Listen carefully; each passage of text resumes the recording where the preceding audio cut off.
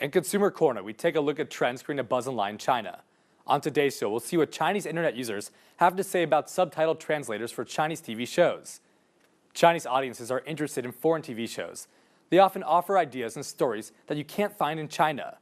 In recent years, a number of TV dramas, reality shows, and films from other countries have gotten extremely popular across China. The language disparity would be a big obstacle for Chinese viewers, but there are translators committed to making the shows available. These translators are known as subtitle groups in China. It refers to people who translate shows into Chinese for subtitles. They often do it for English, Korean, and Japanese. Many Chinese net users praise these translators as the greatest selfless contributors, as these translators usually do the subtitle work voluntarily. Most of them are college students or white-collar workers who are unpaid amateur workers from video websites.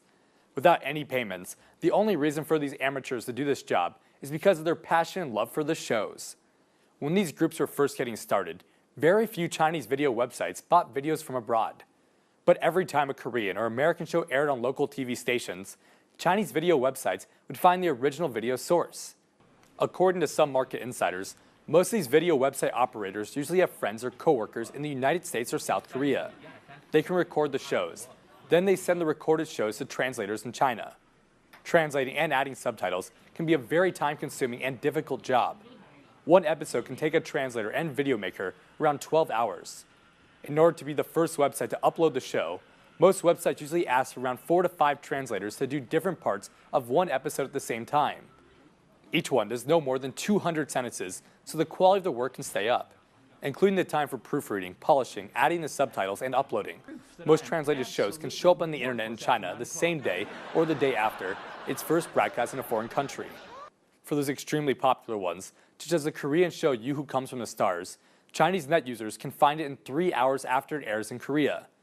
Most video websites are competing with each other to be the quickest subtitle provider. This can help them get more views.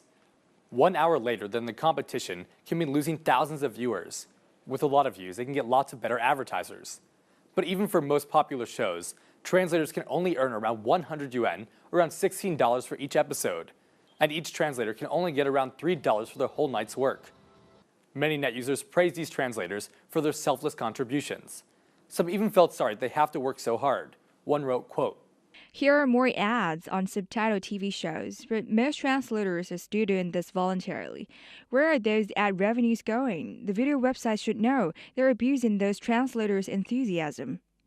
Another net user with legal awareness commented, quote, "Subtitling groups provide a really convenient service for Chinese viewers. However, they might be accused of copyright infringement for foreign shows. We should figure out how to help get these workers to contribute legally." The situation is changing for some big websites. They're starting to purchase legal broadcasting rights from foreign show makers, and many subtitle providers have been shut down by the government for piracy. The big websites such as Youku, Tudo, iQIYI, and Sohu have large viewership and ad incomes in China. They have more money for hiring translators and can thus upload shows quicker than those voluntary websites. For instance, tv.sohu.com updates lots of popular copyrighted American shows. They have Scandal, 24, and House of Cards, along with many others. And they can get them several hours after they broadcast in America.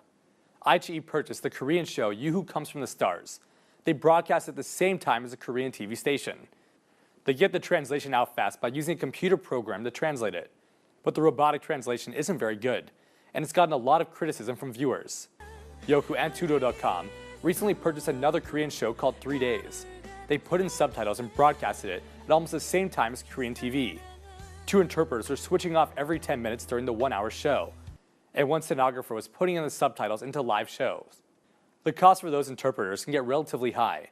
They can cost around $800 per episode, but the video websites think it's worth it. When they legally purchase shows, they can air them earlier than pirated ones, and this means less viewers will choose to watch pirated videos, and this means the video sites can get more ad revenues. However, not everyone is happy with this trend. One net user wrote, quote, "Most of the previous voluntary translators in subtitle groups were couch potatoes. They were more like common viewers. They liked to use many informal but interesting and adorable slang words. After being purchased by formal websites, the show might be translated more accurately, but viewers would lose a lot of fun and the interesting subtitles."